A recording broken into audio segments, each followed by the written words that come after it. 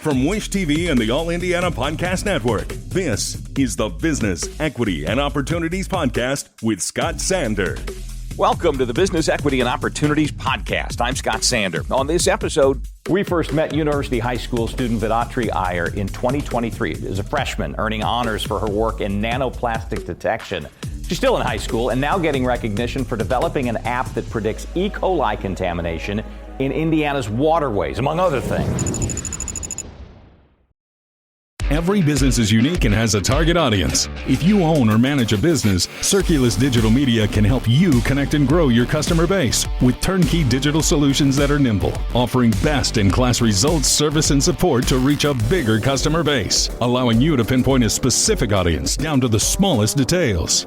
Get outside the city, the state, span the globe. Put Circulus Digital Media to work for you. Get started now at circulusdigital.com. That's circulusdigital.com.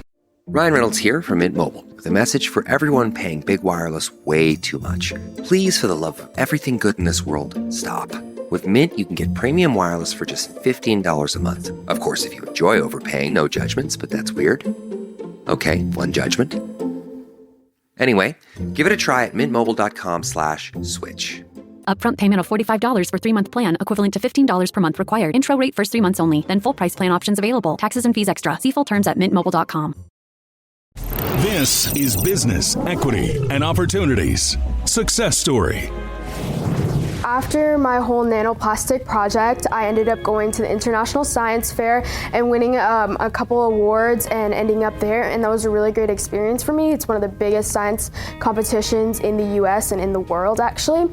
And then from there, I continued a little bit with my water research. So while I was working on my nanoplastics project, I realized one of the biggest problems plaguing our waters now is actually E. coli.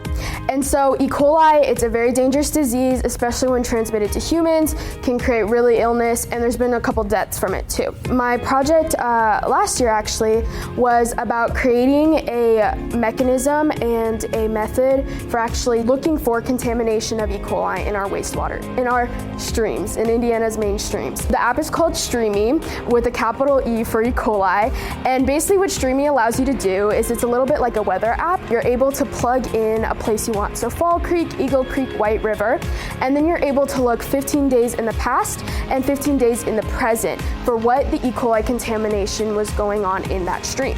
And so this is really for viewers to help, especially during the summer months, for recreational activities, so people can start being protected about them and their kids when going tubing or diving, just spending time in the water.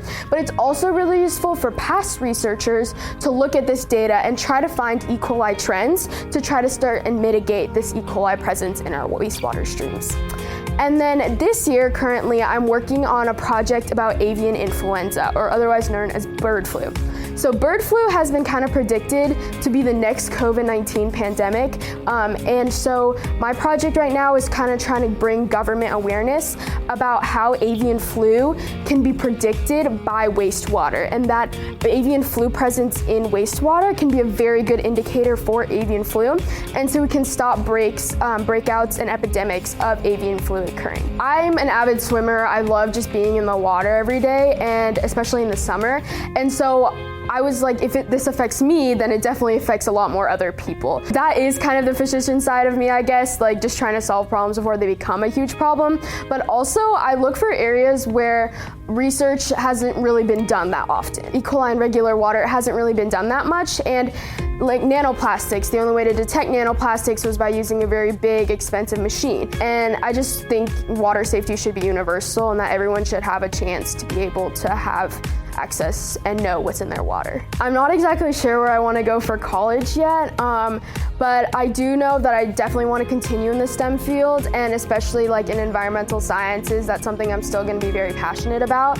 But I'm also leaning towards a little bit more of the physician, the medicine side, because health, safety, they all go hand in hand together. So I would love to be able to pursue something that would bridge those two interests of mine.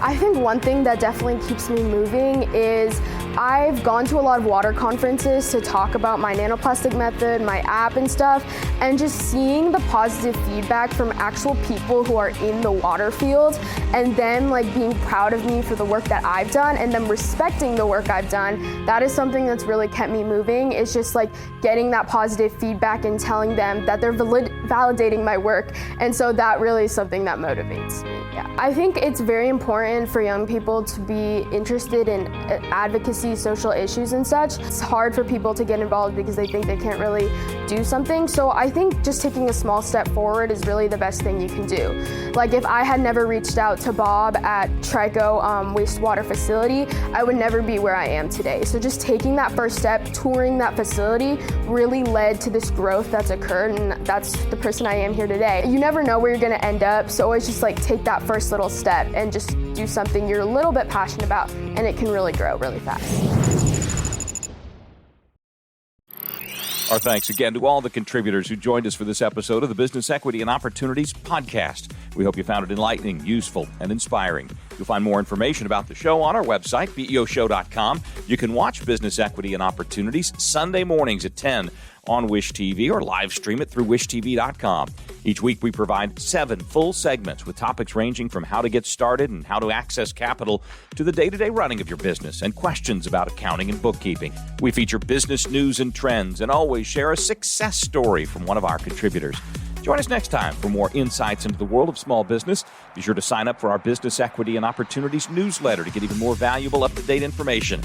And if you have any questions or you'd like to be part of our show, please email us. The address is beo@wishtv.com. We'd love to hear from you. I'm Scott Sander. Thanks for listening. Watch the Business Equity and Opportunities show on Wish TV and access all of our content and share it on demand anytime at BEOshow.com. You can find more podcasts from Wish TV on the All Indiana Podcast Network at allindianapodcastnetwork.com.